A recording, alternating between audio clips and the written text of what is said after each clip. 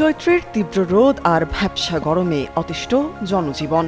সেই সঙ্গে দেশের সর্বোচ্চ তাপমাত্রা উঠেছে ৩৪ ডিগ্রির ঘরে। এরই মধ্যে ঝড়ের পূর্বাভাস দিয়েছে আবহাওয়া অধিদপ্তর। পূর্বাভাস অনুযায়ী ঢাকা সহ দেশের ১২ জেলার উপর দিয়ে ঘণ্টায় সর্বোচ্চ ৬০ কিলোমিটার বেগে ঝড় বয়ে যেতে পারে। একই সঙ্গে বৃষ্টি বা বজ্রসহ বৃষ্টিরও আশঙ্কা রয়েছে। সোমবার সন্ধ্যা ৬টা পর্যন্ত দেশের অভ্যন্তরীণ নদী বন্দরগুলোর জন্য দেওয়া আবহাওয়া সতর্ক বার্তায় এই তথ্য জানানো হয়। বার্তায় বলা হয়েছে, রাজশাহী, পাবনা, বগুড়া, টাঙ্গাইল, ঢাকা, ফরিদপুর, মাদারীপুর, যশোর, কুষ্টিয়া, ময়মনসিংহ, কুমিল্লা ও সিলেট জেলার উপর দিয়ে পশ্চিম অথবা উত্তর পশ্চিম দিক থেকে ঘণ্টায় ৪৫ থেকে ৬০ কিলোমিটার বেগে অস্থায়ীভাবে দমকা অথবা ঝড়ো হাওয়া বয়ে যেতে পারে। এই সময় বৃষ্টি অথবা বজ্রসহ বৃষ্টির আশঙ্কা রয়েছে।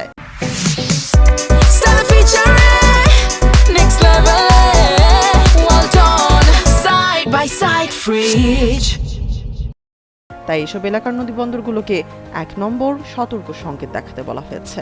এদিকে আবহাওয়া অফিসের অপর এক বিজ্ঞপ্তিতে বলা হয়েছে, আগামী কয়েকদিন দেশের সব বিভাগে অস্থায়ীভাবে দমকা হাওয়া ও বিদ্যুৎ চমকানো সহ বৃষ্টি অথবা বজ্রসহ বৃষ্টি হতে পারে। এই সময় দেশের কোথাও কোথাও বিক্ষিপ্তভাবে শিলাবৃষ্টির আশঙ্কা রয়েছে।